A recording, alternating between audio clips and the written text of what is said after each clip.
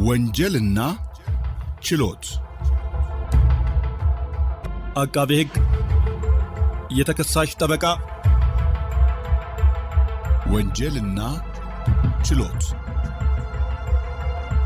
የወንጀል ምንነትና የወንጀል ህጎችን በዝርዝር የሚመለከት የሬዲዮ ፕሮግራም ነው። ዘወትር ቅዳሜ ከ10 ሰዓት ከ40 ጀምሮ በፋና ሚዲያ ኮርፖሬሽን FM 105.3 ላይ ይደመጣል። ወንጀልና ችሎት በአውሮፓ ህብረት የገንዘብ ድጋፍ የፌዴራል ጠቅላይ ፍርድ ቤት የወንጀል ፍትህ ስርዓት ማሻሻያ ፕሮግራም ከፋና ሚዲያ ኮርፖሬሽን ጋር በመተባበር የሚያቀርቡት ሳምንታዊ ፕሮግራም ነው። ወንጀልና ችሎት። ችሎቱ ተሰይሟል። የአራጣ ብድርን አስከፊነት ከሚያሳዩ ዓለም አቀፍ ታሪኮች መካከል አንዱ በ2010 በሀገረ ህንድ ኢንድራ ፕራዴሽ ግዛት ውስጥ የተከሰተው የማይክሮፋይናንስ ቀውስ አሳዛኝና አስተማሪ ታሪክ ነው። ታሪኩም አራጣ እንዴት ተቋማዊ በሆነ መልኩ ሳይቀር የድሆችን ኪስ እንደሚያራቁት ያሳያል። ይህ ታሪክ በመልካም ዓላማ የተጀመረ ነገር ግን እንዴት ባለ መልኩ ወደ አውዳሚ የአራጣ መረብ እንደተቀየረ ያስመለክታል። በአነስተኛ ብድር ስም የተጀመረው በዓለም አቀፍ ዙሪያ ያሉ ድሆችን በተለይም ደግሞ ሴቶችን አነስተኛ የንግድ ሥራ እንዲጀምሩ ዶሮ ማርባት፣ አትክልት መሸጥና መሰል ሥራዎችን ለመስራት የሚያግዝ አነስተኛ ብድር በመስጠት ከድህነት ለማውጣት ነበር። ለዚህም ስራቸው የኖቤል ሽልማት ያገኙ ሰዎች ጭምር ሳይቀሩ ነበሩበት። በ20ዎቹ አጋማሽ እነዚህ ተቋማት በጣም ትርፋማ እየሆኑ ሲመጡ ከድህነት ከማውጣት ይልቅ ትርፍ የማግኘት ዓላማ እየለባቸው፣ በተለይም በኢንድራ ፕራዴሽ ግዛት ውስጥ። ለዚህም ማሳኪያ የወለድ መጠናቸው በጣም ጨመረ። አንዳንዴ በዓመት ከ30 በመቶ እስከ 60 በመቶ ድረስ ነበር። አበዳሪዎች ትርፋቸውን ለማሳደግ አንድ ሰው ብድሩን መክፈል ባይችልም አዲስ ብድር እየሰጡ በአንድ ጊዜ ከ4 እና 5 ተቋማት እንዲበደር ያደርጉ ነበር። ሰዎች አሮጌ ብድርን ለመክፈል አዲስ ብድር ይወስዱ ጀመር። ሌላው ደግሞ ገንዘብ ሰብሳቢዎች ዕዳቸውን ያልከፈሉ ሰዎችን በቡድን ፊት በማዋረድ ንብረታቸውን በመውሰድና በማስፈራራት ገንዘብ እንዲከፍሉ ያስገድዱም ነበር። እንደ አውሮፓውያን አቆጣጠር በ2010 ይህ ሁኔታ ወደ ከፋ ደረጃ ደረሰ። በሚሊዮኖች የሚቆጠሩ ድሆች በዕዳ አዙሪት ውስጥ ተዘፈቁ።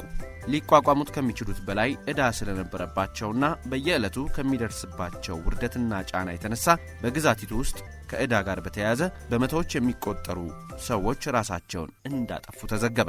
ክስተቱም በዓለም ደረጃ ከፍተኛ መነጋገሪያ ሆነ። በመጨረሻም የህንድ መንግሥት ጣልቃ ገብቶ በአበዳሪ ተቋማት ላይ ጥብቅ ቁጥጥር በማድረግ የድሆችን መለወጥ ህልም ምን ያህል ዕዳ እንዳመሳቀለ ተደረሰበት። አራጣ አበዳሪዎች ምን ያህል ስልታዊ የሆነ አካሄድ ተጠቅመው ተበዳሪዎችን ዋጋ እንደሚያስከፍሉ ማሳያ ነው። ከብድር በፊት አበዳሪ ተቋምን ማወቅ የግድ ይላል። ሰላም አድማጮች፣ ባልደረባዬ ብሩክ ድንቁ ባቀረበው አራጣን በተመለከተ አጭር ታሪክ የዕለቱ የወንጀልና ችሎት መሰናዷችን ጀምሯል። አብራችሁን ስለምትሆኑ እናመሰግናለን።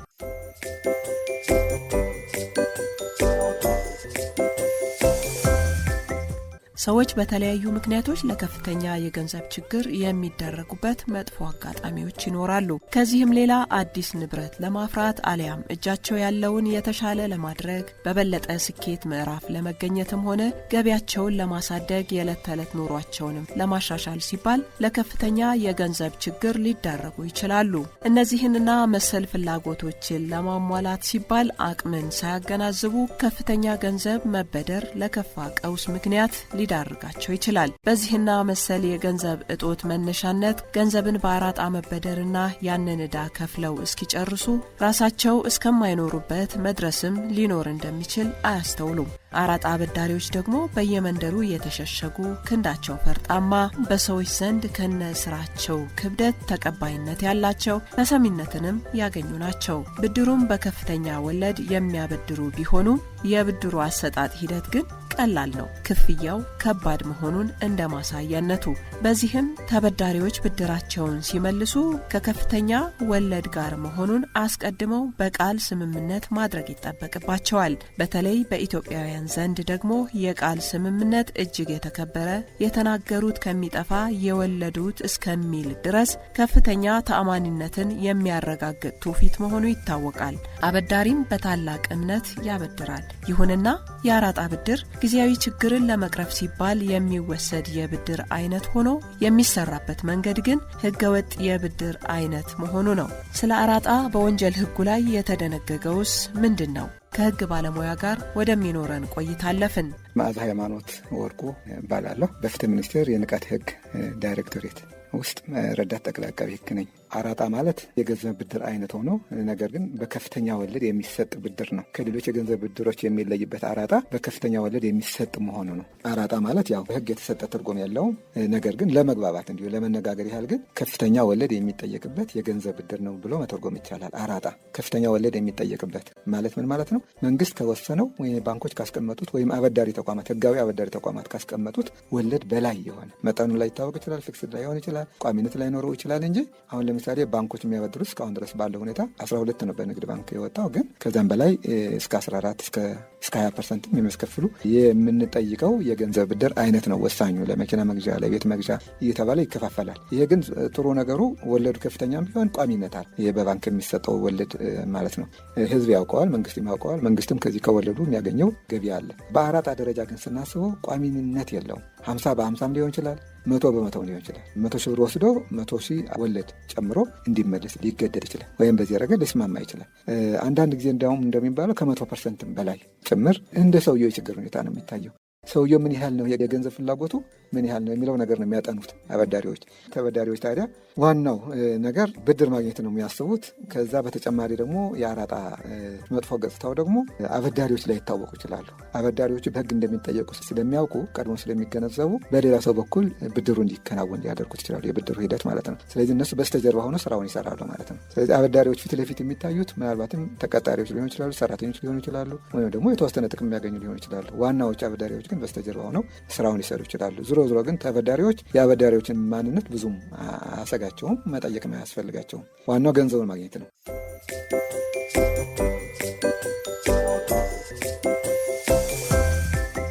በአራጣ የተመሰረተ መብትን መጠቀም፣ በአራጣ አበዳሪነት የሚገኙ ንብረቶችንም በአራጣ የተገኙ መሆናቸውን እያወቁ መጠቀም በራሱ በወንጀል ህጉ ያስጠይቃል። በአራጣ ስራ የተገኘውን ነገር ለሌላ ሰው ማስተላለፍም እንደዚሁ በወንጀል ያስጠይቃል ማለት ነው። ስለዚህ የወንጀሉ አይነት በተለይ አንደኛ ከፍተኛ ወለድ በመጠየቅ የሚደረግ የገንዘብ መጠን ነው። በሁለተኛ ደረጃ ደግሞ ለተሰጠው የገንዘብ ብድር ተመጣጣኝ ያልሆነ ንብረት በመያዣነት መያዝም እንደዚሁ የወንጀል ጉዳይ ነው። ሌላው ይህንን ከአራጣ የተገኘ መሆኑን እየታወቀ ከአራጣ የተገኘውን መብት በመብቱ መጠቀም በራሱ ወንጀል ነው። ሌላው ይህንን ከአራጣ የተገኘውን ሀብት ለሌላ አስተላልፎ መገኘትም ራሱ ወንጀል ነው። ስለዚህ በአስተላላፊነትም ይዞ በመገኘትም በመብቱ በመጠቀምም ወንጀል ሊሆን ይችላል። ስለዚህ እነዚህ የወንጀል አይነቶች ተፈጽሞ ከተገኙ እንግዲህ በቀላል እስራት ወይም ከ5 ዓመት ሊበልጥ በማይችል ጽኑ እስራት እና በገንዘብ መቀጮ ሊያስቀጣ ይችላል ማለት ነው። እንደ ወንጀል አፈጻጸም ሁኔታ የወንጀል አፈጻጸም ቀላል ነው ተብሎ የሚታሰብ ከሆነ በቀላል ወንጀል ሊያስቀጣ ይችላል።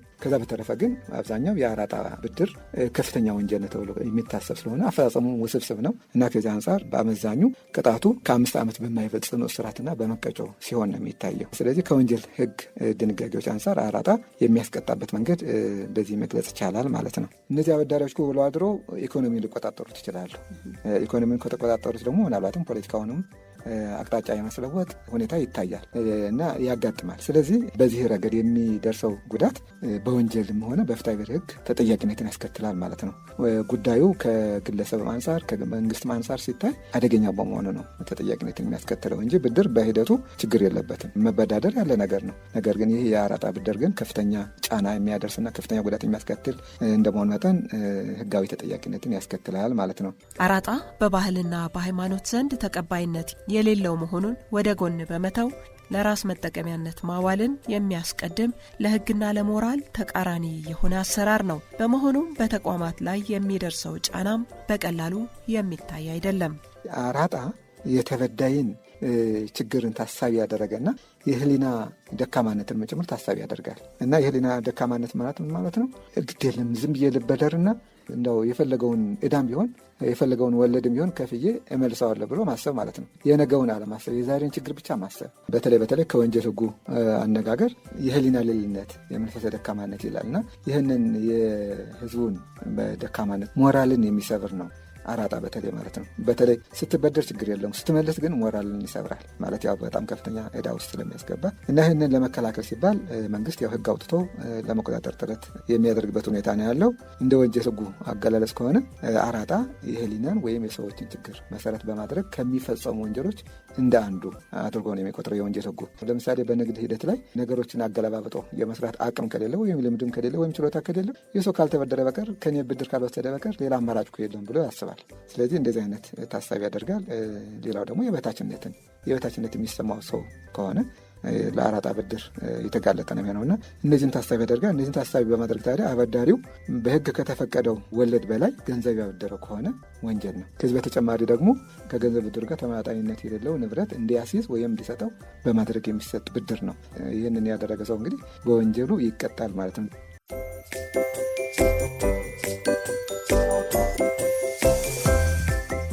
አራጣ በመንግስት የገቢ አሰባሰብ ስርዓት ላይ በአንድም ሆነ በሌላ መንገድ ከፍተኛ ጫና ያሳድራል። በዚህም መንግስት ማግኘት የሚገባውን ገቢ የሚያሳጣል፣ ልማት እንዲስተጓጎል እንቅፋት ያኖራል። ሌላው ያው ምናልባትም ከስራ ውጭም ሊሆኑ ይችላሉ። ማለት ለምሳሌ አንድ ፋብሪካ ያለው ሰው ፋብሪካውን ለማንቀሳቀስ የወሰደው የገንዘብ ብድር ከነወለዱ ከመለሰ ምናልባትም ፋብሪካውን ለማንቀሳቀስ ሊያቅተው ይችላል እና ስለዚህ ይህንን ሁሉ ችግር ያጋጥማል በግለሰቦች ደረጃ። ሌላው ያው ገንዘብ ያላቸው ሰዎች ባንክ ለማስቀመጥ አይገፋፉም። ገንዘብ ያላቸው ሰዎች ለምን አራጣ በማበደር የሚያገኙት ወለድና ገንዘባቸውን ባንክ አስቀምጠው የሚያገኙት ወለድ ሲያነጻጽሩት ባንክ አስቀምጠው የሚያገኙት ወለድ አነስተኛ ነው የሚሆነው። ስለዚህ እንደዛ ስለሚሆን ያላቸው ገንዘብ በአራጣ በማበደር የበለጠ ትርፍ እንዲያገኙ ሊጠቀሙበት ይችላሉ። ስለዚህ እንደዚህ ከሆነ ደግሞ ወደ ባንክ የሚገባው ገንዘብ መጠን ይቀንሳል ማለት ነው። ሁሉም ሰው አራጣ አበዳሪ ሊሆን ይችላል በሌላ ነገር። ለምን ትርፍ ነው የሚያገኘው፣ ትርፍ ከፍተኛ ነው። እንደገና ደግሞ ቁጥጥር የሚደረግበት አይደለም፣ ማንም ሰው የሚያውቀውም አይደለም፣ በቀላሉ የሚታወቅ አይደለም እና ስለዚህ የባንኮች ስራ ሁኔታም ላይ አደናቀፍ ሁኔታን ይፈጥራል ማለት ነው አራጣ። ባንኮች እንግዲህ ተቋማት ከሚባሉት መካከል ናቸው እና ባንኮች ገንዘብ ለማበደር ገንዘብ ለማስቀመጥ ነው አይደል ዋናው የሚመሰረቱበት ዋና ነገር። እነዚህን ሁለት ስራዎቻቸው ሁሉ እንዳይሰሩ ያደርጋቸዋል ባንኮች። አንደኛ ገንዘብ የማስቀመጥ አቅማቸውን ይቀንሳል። ለምን ሁሉም ሰው አራጣ አበዳሪ ከሆነ ወይም አብዛኛው ሰው አራጣ አበዳሪ ከሆነ ወደ ባንክ የሚያስቀምጠውን ገንዘብ ይቀንሳል ማለት ነው። ከዛ በተጨማሪ ደግሞ ማበደር የሚገባው ባንክ ሆኖ እያለ ግለሰቦች በአበዳሪን ስራ ሊሰማሩ ይችላሉ እና ስለዚህ እነዚህ ሁለት የባንክ ስራዎች ስለሚወስዱ ወይም ደግሞ ስለሚያስቀሩ አራጣ አበዳሪዎች የአራጣ ተግባር ወንጀል ነው ተብሎ ይታሰባል። በአራጣ ምክንያት መጠለያቸውን እንዲሁም የቁም ከብቶቻቸውንም ሌሎች ንብረቶቻቸውን አጥተው በአንድ ጀንበር ከጎዳና የወደቁ የቤተሰብ አባላት አይታጡም። ምክንያቱም ማህበራዊ ቀውሱ የኢኮኖሚ ውድቀቱን ተከትሎ የሚመጣ በመሆኑ። ሌላው ማህበራዊ ጉዳቱ ነው። ማህበራዊ ጉዳቱ ያው ቅድም እንዳልነው ይህንን በወለድ ምክንያት የሚከፈለው ገንዘብ ታሳቢ ያደረገ ነገር ነው። በወለድ የሚከፈለው ገንዘብ ከፍተኛ እንደመሆን መጠን ግለሰቦች ለድህነት ሊዳረጉ ይችላሉ። ሁልጊዜም ቢሆን ተበዳሪ የሚሆኑበት እድል ይኖራል። ስለዚህ በዚህ ረገድ ማህበራዊ ጉዳቱ ከፍተኛ ነው የሚሆነው። ከፖለቲካ ጉዳት አንጻር ስናየው እነዚህ ኢኮኖሚያዊና ማህበራዊ ቀውሶች የሚያመጡት ተጽዕኖ ነው። ምናልባትም እንግዲህ እነዚህ አበዳሪዎች ከፍተኛ ባለሀብት የሆኑና የመንግስትን ስልጣን እስከ መምራት ድረስ ሊደርሱ ይችላሉ። የመንግስትን ፖሊሲ እነሱ በፈለጉት መንገድ እንዲሆንላቸው እስከ መጠምዘዝ ሊደርሱ ይችላሉ። ስለዚህ የአራጣ ብድር ገና ከመጀመሪያው መቆጣጠር ካልተቻለ በቀር በመንግስትም ሆነ በግለሰብ ደረጃ የሚያደርሰው ጉዳት ከፍተኛ ነው የሚሆነው። ፍትሐ ብሔራዊ ተጠያቂነቱ በተለያየ መንገድ የሚታይ ነገር ነው የሚሆነው። አንደኛ በመንግስት ላይ የሚያደርሰው ጉዳትን ታሳቢ ያደርጋል። በመንግስት ላይ የሚያደርሰው ጉዳት የፍትሐ ብሔር ጉዳት ማለት ነው። የሚተዳደረው ሊመራ የሚገባው በግብር ህግ መሰረት ነው። በግብር አሰባሰብ ህግ ላይ ተመስርቶ በአራጣ አበዳሪዎች የደረሰውን ጉዳት በማሰብ በመንግስት ላይ የደረሰውን ጉዳት ተመጣጣኝ በሆነ መልኩ እንዲከፈል ማድረግ ይቻላል። ይህንን ማድረግ የሚቻለው በገቢ አዋጁ መሰረት ነው።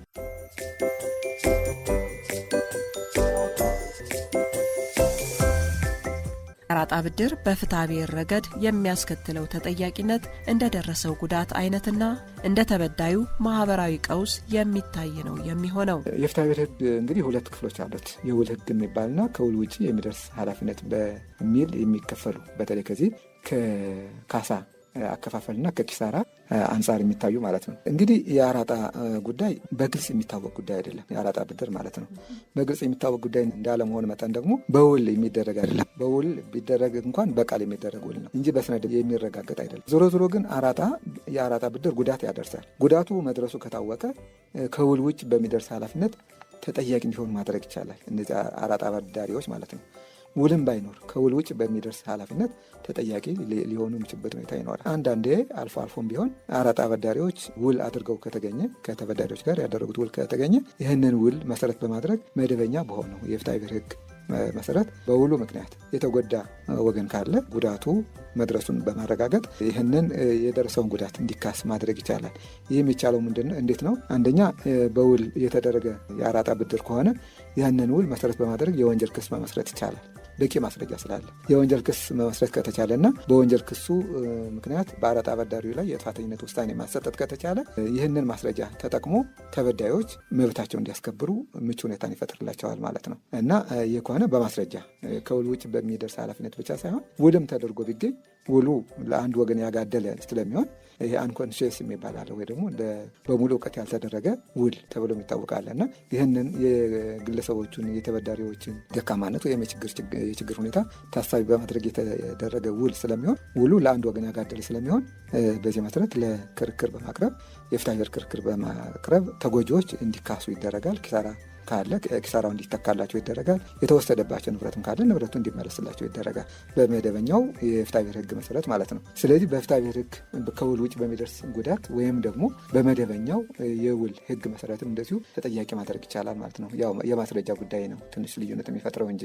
ሌላው እንግዲህ አራጣ በጠቅልሉ ሲታይ ማህበራዊ መስተጋብርን የሚያናጋ ተግባር ነው እና ህገወጥ ነው የሚባለው ግን በህግ ስለተወገዘ ብቻ ሳይሆን በሞራል የተወገዘ ነው። በልዩ ልዩ ሃይማኖታዊ አስተምህሮዎች ስንከታተል ሰዎች እርስ በርስ እንዲተጋገዙ ነው እንጂ የሚደረገው ወይም ደግሞ የሚሰጠው ትምህርት አንዱ ከሌላው የበለጠ ገቢ እንዲያገኝ የአንዱን ደካማነት ተጠቅሞ ከፍተኛ ገቢውን እንዲያዳበርበት እንዲያሳድግበት የሚደረግበት ሁኔታ ካለ ህገወጥ ነው የሚሆነው እና በሃይማኖታዊ መጽሐፍትም የተከለከለ ነው። እንዲሁም ደግሞ አስተዳደራዊ እርምጃዎችም የሚያስወስድ ነገር ነው የሚሆነው።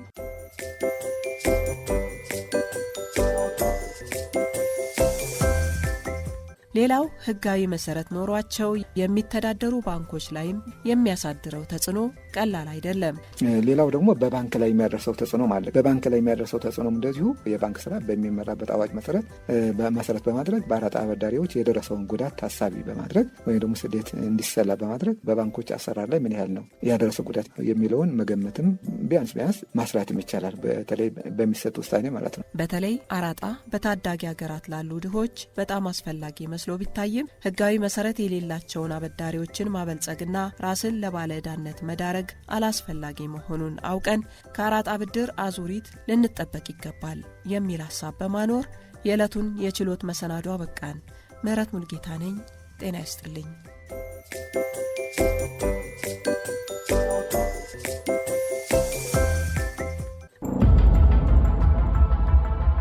ወንጀልና ችሎት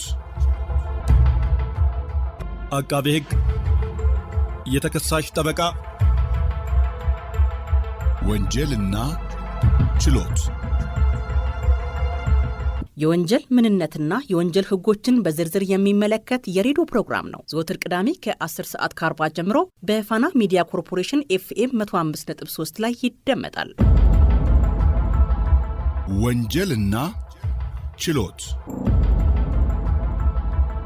በአውሮፓ ህብረት የገንዘብ ድጋፍ የፌዴራል ጠቅላይ ፍርድ ቤት የወንጀል ፍትህ ስርዓት ማሻሻያ ፕሮግራም ከፋና ሚዲያ ኮርፖሬሽን ጋር በመተባበር የሚያቀርቡት ሳምንታዊ ፕሮግራም ነው። ወንጀልና ችሎት። ችሎቱ ተሰይሟል።